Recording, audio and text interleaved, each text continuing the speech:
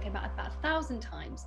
But going back to the 1973 National, what was your thought process when you could see Red Rum coming behind, beginning to close the gap? What did you think to try and stay in front? Well, I didn't see him coming because at that stage, Chris was very tired and you don't look back and unbalance horses, but I heard him coming. But if I can just take you back a bit further, the thought process for the race, Chris is a champion at Cheltenham, 2 mile, the Queen Mother champion 2 miler. He's now running over 4.5 miles and 30 fences with 12 stone on his back. So anyone with brains says, right, you drop him out the back of the 40 runners, switch him off and lob round, keeping stamina, you see, because stamina was going to be the doubt. Few horses stay the trip. You get them now coming off the Anchor Bridge Road, 10 of them there. You get to the last fence, there's 4. You get to the elbow, there might be 2. You know, it's that extra bit that is so demanding. Anyway, Fred Winter said, look, he's such an enthusiastic jumper. If we try and hold him up, and a hard pulling horse, he will jump on the back of something in front of him, because a lot of horses will do that, you see. I mean, you can go to the first 40 runners and you've picked your spot that you're going to jump, and all of a sudden 3 strides away, horses have gone across you either way. So we agreed that he is so bold, he would have jumped on something's back. And if you don't get round, you can't win. So he said, right, we'll do what Lester Piggott does on the flat. We'll go to the front and slow the race down from the front. And people follow a senior jockey and think, well, he knows what pace he's going. And you know, so that was the theory. In reality, every time he saw a fence, he went, yeah, woohoo, you know, let's go. He was never running away with me, although people thought you're a brainless and all this sort of thing. I went round the inside, so you're saving lengths in 4.5 miles, as it was then. It was his quickening into the fence. Some want to go in and want to jump in, others are a little bit cagey. He wanted to, so he would quicken going in of his own volition. He would jump absolutely precision over the top of them and be galloping before he hit the ground. So he was making lengths, saving ground on the inside and his jumping. So we got quite clear that way, but everyone thought he was running away. He was never running away. It was just his attributes of jumping. And what a thrill, Hanny. You know what it's like to go fast at a fence and to fly it. It's great, isn't it? Well, sadly, I've never jumped a fence like that, but hopefully in the future. You will. Anyway, sorry, I've interrupted your thought pattern there. Going into the second circuit, he was well clear because the only challenger who'd been on the outside and fairly close, Grace Sombrero, fell. So that left me at the water jump with the circuit to go 20 lengths in front. To go into the second circuit, normally a lot of noise, you know, all the runners around you, and it was eerie. There was no sound. And I could see jockeys who'd fallen on the previous circuit standing on the rails, you know. One jockey was holding a bridle, no horse, but he got a bridle. Oh, it was quite, you had so much time to look, you see.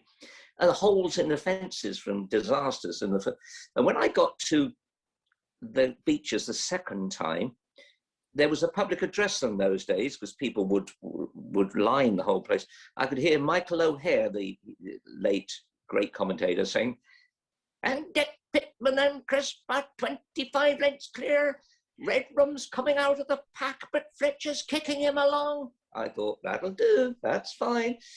Anyway, by the time I got to Foynaven, the next fence, David Nicholson, the late David Nicholson, was sitting on, I think he rode bassnet, and it was picking grass. He'd fallen, he was like an Indian in the old John Wayne films, on top of the mountain, watching the cowboys and Indians fighting below. And he stood there, he was quite supercilious, and he said, actually, Richard, you're 33.5 lengths clear, kick on and you'll win. Well, kick on was what I wasn't going to do, because stamina was paramount. And Foynaven is such a long way. It's the 23rd, is it? Yeah, it's a long way from home. Anyway, to cut a long story short from there, by the time we crossed the Anchor Bridge Road and came onto the racecourse proper nearly home, I could hear for the first time Red Rum. It was fast ground, so it was drum, drum, drum, drum. And he was a high blower. When he exhaled, his nostrils flapped, so you could hear, so it's drum, drum, getting louder and louder. And poor old Chris, he went from running away, still going to the second last, to gone. And his legs, which were good moving horse, were starting to like swim almost, coming out the side. And the most amazing thing, he had half-cocked ears, and even his ears went. Now, if you haven't got any strength in your ears, you have gone to the bottom of the barrel, haven't you? Mm. And so I could hear him getting nearer and nearer. I made a big mistake on the run-in. I thought I've got to wake him up, and I picked my stick up in my right hand, and he was a big horse, 17-2, very heavy. And once I let go of the reins a bit, changed my hand, he fell away. I should have sat and held him, got to the elbow. Anyway, I've gone off course a bit, pulled him back. I think I lost 2.5 lengths, and I'm beaten half a length in the end. But Brian Fletcher was very clever, as jockeys are. Instead of challenging me close up, he went wide. He could see he was picking me off, and he went wide because, as you know, one horse challenged by another, they find a little bit extra. Even if they're dead on their feet, they find extra. So Brian came wide, and it was 2 strides from the post that he got in front. But incidentally, Peter O'Sullivan, the great commentator, had always agreed to revoice the National if it was ever run on April the 1st. So April Fool's joke, you see. They were going to rerun it and digitally take the winning post back, and I was going to win by 2 lengths. This was always a great thing we were to do on the BBC.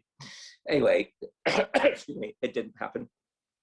But just recently, I've received a photograph where someone has digitally changed, photoshopped, you call it, I suppose, the thing, and I'm a length in front on Chris, and there's Red Rum coming at me, and there's the winning post. Oh, did you? Yeah, that's brilliant, isn't it? But the answer to your original question, I've even forgotten what it was, but the thinking pattern was to conserve energy from the front rather than conserve it in behind, and it didn't work. It's funny because every time I watch that bit of footage, I know the outcome, but you can't help but get really tense, and you're thinking, come on. But I knew the outcome, but it's brilliant to watch. And that's why I'm so thankful for YouTube, because like I said, I wasn't alive. And yeah. So yeah. But Hannah, isn't it amazing that we're still talking about that race? I mean, it's because Red Rum went on to win 3 and essentially saved the Grand National, and therefore Chris Park comes into play. But we're still now, 47 years later or whatever it is, still talking about it, And he beat Red Rum the next season on a level weight match race. Doncaster beat him 8 or 10 lengths, but he got a bit of a leg. And so Fred Winter wouldn't take him back to the National, because there is, in those days, a fair bit of strain landing over those big fences. So it's a pity we never had a chance to go back. But, it's all in the past, isn't it now? Well, I wanted to ask the difference in the Grand National fences then and now, because they were a lot bigger and a lot more dangerous, weren't they? They were bigger, but more than the height, the drop's been taken away at Beeches, as you know. You can't take away the turn at the canal turn. And the whole thing is, I'd say a trap really, but they'd hate that. But it is for horse and rider, because the third is a big open ditch, and 5'3" high. The ditch is 4 foot wide. The fence is 4'6" wide. Stands 5'3". So it's a big jump, And so it makes horses sort of go back in the hocks, and then you settle down, and then you get Beeches where it had a big drop. I think it was from the top of the fence to the landing on the inside was something like 12'9", something like that, And then when horses have gone plonk, and there's no ground there, they go to Foynaven, the smallest on the course. They're expecting another sort of, and yet because it's small, the ground comes up to meet you. And then you go to the canal turn at right angles. If you're near the front, you can go wide and cut across, it's great. and then Valentine's Brook. So that little area is tricky, tricky, tricky. But the other trick that people don't often see if they haven't ridden in it, looking from the stands down to the chair, people say, it's okay, it's narrower on the course, but it doesn't look very big. No, because the ground is raised on the landing side. So you go to the chair. Now, luckily, loose horses can go around, but they used to go all over the place. And you've got a big ditch to jump, a big fence, and then the ground is raised. So they're at full stretch, and the raised ground comes up to meet them. So it's a tricky, the whole thing is tricky. But the big change was, besides taking away the drop at beaches, was removing, there were living stakes, sort of 6 to 9 inches in the ground, in the middle of the fences, and they dressed them with spruce. Well, now they have removed all of those, because, if you got very low, like in eventing, you hit a fence and they do what is it where you go head over heels anyway. That's what it was doing, you see. But now they have replaced the middle of the fence with plastic. So it will give. They had to, Hannah, they had to change because of public opinion. Yeah. And as we old jocks say, oh, well, it's not the same. It had to change. And you've still got to jump 30 fences with 40 horses. So it is a big, big challenge. I love it. I live for it. It keeps me alive. I mean, I've been involved in the virtual Grand National since it started 5 years ago. I love it, And last year got 4.8 million viewers because there was no national. Yay. Well, the Derby gets 1.7 or something, and there's the national virtual. And we're going to do it again this year, but we won't get, obviously, on the day. It'll be the Friday nights, that for a bit of fun. But anyway, it is a great race, isn't it? I've raced in the Pardubice in Czechoslovakia, or the Czech Republic, America, and places. This is the hardest race. There's no doubt about it. Was there a certain part of the course that made you particularly nervous? No, I was never nervous. And funny enough, I'm 78 now, and this is the first season I haven't hunted. I've still got plenty of go. I'm not nervous about anything. I'm so excited about it. But I'm no stylish, and my legs don't work, my shoulders fall out, my body's gone. So I have never lost the nerve, but I didn't have much ability when I was riding. I've got even less now, and it's something that you can't control. If you do lose your nerve, and I know plenty of people who have, you can't. You can't say, "Oh, get over it," because you can't. It's there or it's not. How did you mentally prepare yourself for the national? Because obviously physically you were riding out at the time, but the mental build-up, I can imagine, was quite intense. Excitement. It's so exciting. You can't wait. And of course, the build-up, Hannah, is so long. They come out to the pre-parade ring in good time because of the saddling procedure with so many horses.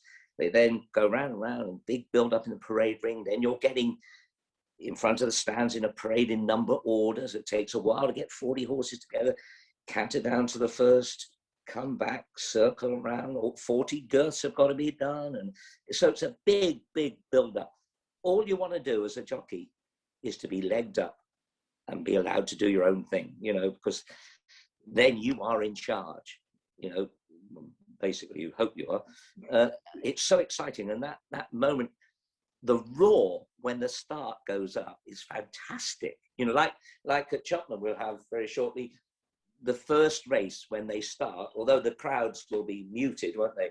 But that Cheltenham roar, it's fantastic. It's enthusiastic. No, I always look forward to it. Every day got nearer, I was excited. And you try and think of the form of other horses, what they'll do, what will they do in the race? Bad jumper, keep out of his way. Brainless jockey, keep out of his way. I lined up once between, excuse me, 2 Americans, brothers, George and Paul Sloan.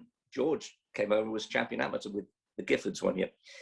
And Fred Winter always made me or asked me to go down the inner, even when I was riding for other people. He'd take me around and he'd say, look, I'll go here, down the inner, brave men, that's where we go.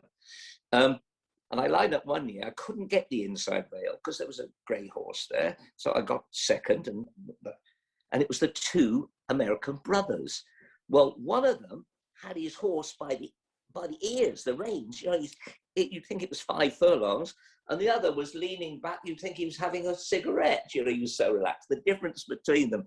So I thought, this isn't a very good place to be. So I've edged out and gone over about 5 fences. But of course, all those great cavaliers no longer can take part because you have to have ridden so many winners and da-di-da-di-da-di. I mean, in my day, the Duke of Albuquerque rode 5 times. Now, he was a man who lived in a castle in Spain and had his own army, like beefeaters with great big pikes and frilly pants and things.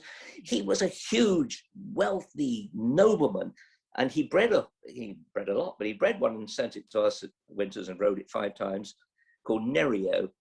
And, a man of great importance, a bit like Prince Charles doing it, you see. So he went to, I don't know, let's say Canal Turn, and he looks like taking Ron Barry, who was a champion jockey at the time, looks like taking him out. And Barry shouted over to him, "What the F are you doing?" He said, "I don't know. I've never got this far before." And then there was an American called Tim Durant who rode in it when he was 68. Well, you wouldn't be allowed to now. And he remounted 3 times in order to complete the course. You're allowed to. Of course, you can't remount anymore anyway, can you? Back in the day, were you allowed to do that? Yeah. Oh, yeah. I've got a photograph in a book I wrote years ago, coffee table book, on a mare called Vikram who fell at the last at Wincanton, so far clear, and she's skidded down, and fallen off, and I got hold of her. And I wasn't quick enough to jump on her while she was still on the ground, you see. And she got up, stood there, and I couldn't hear another horse coming, but I'm a little fat fellow, always was, and I was winded, you see. So I'm trying to jump up on Vikram while she stood there and said, crying out loud, get on. And it took 3 jumps before I managed to get on, and it still won. But the crowd were jeering and cheering, come on, jump on, Yeah, but I think it's right that you can't remount. You cannot know what damage a horse has done internally, and I've seen a few high-profile jockeys, because you're so, adrenaline's going. When you jumped up, you kick on, you didn't think that way. But no, I think that is a good move not to remount. There's quite a lot of fatalities recently in racing. Is that down to the horse not being ready, but perhaps owners really wanting them to run, do you think? No, I wouldn't have that at all. Horses are more ready now with the all-weather gallops and facility. You don't get fat horses running unfit horses. In my day, we got big backward 3-year-olds from Ireland. It took 3 runs for them to know what they were doing. No, I don't agree with that, but I can't tell you why. And it couldn't have come at a worse time, because come to Cheltenham and Aintree, the Antis are glued to use us as a platform for their own ends, you see. I mean, Plumpton and, there was one fatality the other day and the race was void. I think it was fatality. Anyway, no one takes any notice, which is sad, So the big meetings are very dangerous. I've been instrumental in advising various chairmen, as other jockeys are at Aintree. And one of the things I came up with the late Rose Patterson, which I think was very valid. Jockeys are very proud of their record of getting round. I've ridden 8 times, got round 7, won it once, I think.